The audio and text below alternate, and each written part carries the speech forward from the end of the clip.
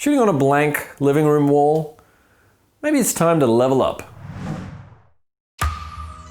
Hey guys, today you're going to learn about 5 ways that you can improve the background of your videos. The type of background that we'll be talking about today is a real life location, like a lot of you are shooting your videos in. Places like living rooms and bedrooms or workspaces, and not studio style backgrounds like this one. That's a topic for another video. Speaking of which, now is a great time to hit subscribe and hit that notification bell so that when that video comes out, you won't miss it. Alrighty, let's get into it.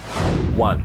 Use leading lines. When planning a background setup, I've noticed that a lot of people tend to default to shooting straight onto a wall or flat background. Whilst this can be done really well, it doesn't create a lot of depth. And depth is one of the most important aspects of creating an image that is visually interesting. So how do we add depth? Well, one of the easiest ways is instead of shooting straight onto that background, shoot into a corner instead. By shooting into a corner, any elements that you have in the background of your shot, such as bookcases, couches, chairs, paintings, will create leading lines that will lead the viewer's eye towards the corner, which is our vanishing point. And this creates a much more visually interesting composition. One tip to remember is always try and position your subject close to or in front of the vanishing point. Then the audience's eye will be guided into the subject.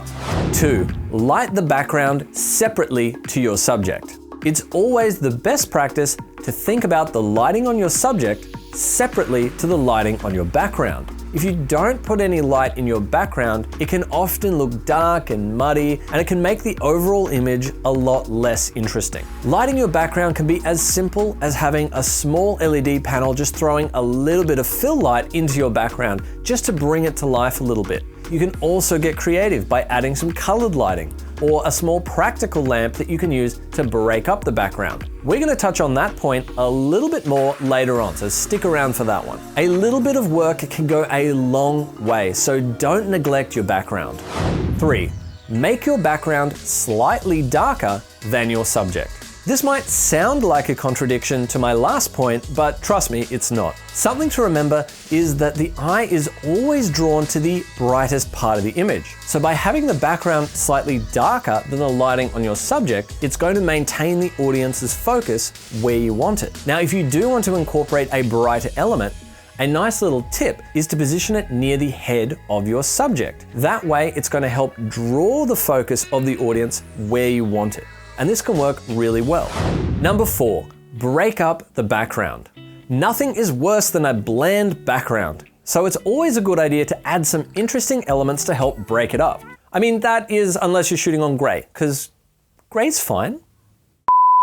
Our go-to tools for breaking up a background are plants and practical lights. And yes, fake plants are great. If you're going to use a plant, think about how can you light the plant to make it a little bit more interesting. If you're going to be using practical lights like a lamp or fairy lights, then it's a good idea to choose something that either has a low output or can be put on a dimmer so that you can control the output of the light. You don't want something that's going to be too bright and distracts the audience, or even worse, overexposes the background of your setup. Number 5, blur the background. How blurry the background gets is determined by something called the image's depth of field. Now, this topic could be made into a series of videos all on its own, and it can get really complicated really fast. But here are the basics. There are 3 main things that will help you blur out the background. The first is the f-stop or aperture number. Every lens is going to have a different f-stop range, but the closer you can get that number down to 0, the blurrier the background is going to be. Now, this function also controls the exposure of your image, so you may also need to adjust your ISO settings or even add an ND filter to compensate if your image is too bright. See, it gets complicated.